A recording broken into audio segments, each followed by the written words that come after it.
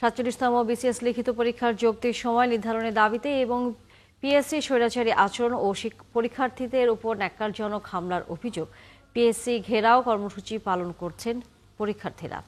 সকাল থেকে শুরু হওয়া এই কর্মসূচিতে অংশ নেন ৪৭তম বিসিএস এর প্রিলিমিনারি পরীক্ষায় পাশ করা প্রার্থীরা।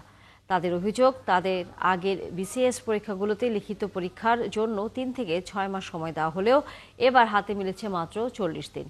আগামী ২৭ নভেম্বর শুরু হতে যাওয়া লিখিত পরীক্ষার প্রস্তুতির জন্য পর্যাপ্ত সময় না পাওয়ায় এই সিদ্ধান্ত বৈষম্যমূলক বলে দাবি করেছেন তারা।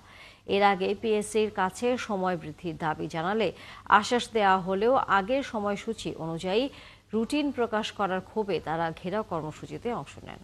তারা তাদের সিদ্ধান্তটা আমাদের উপরে চাপিয়ে দিচ্ছে। কেমন চাপিয়ে দিচ্ছে? আমরা যদি বিগত বছরগুলোতে দেখি, প্রত্যেকটা বিসিএস এর ক্ষেত্রে ৬ থেকে ৭ মাসের একটা সময় পাওয়া গেছে। একটা ন্যায্য কিংবা যৌক্তিক সময় চাচ্ছি, সেটা হতে পারে যে যেটা আগের নিয়ম ছিল যে ২ মাস আগে রুটিন প্রকাশ করা। তো আপনি যদি একবার সিলেবাসটা চোখ বুলান তাহলে কিন্তু কখনোই আসলে কম্পিটিটিভ এক্সামগুলোতে যারা আগে বেশি সময় পেয়েছে তাদের সাথে প্রতিযোগিতা করতে পারবে না। তো আমরা সেপ্টেম্বরের পরীক্ষায় প্রিলি পাস করার পর আমাদের হাতে যে সময়টা থাকে সেটা খুবই ন্যূনতম একটা সময়, যেটা একজন রিটেন ক্যান্ডিডেটের জন্য কোনোভাবেই এটা যৌক্তিক না।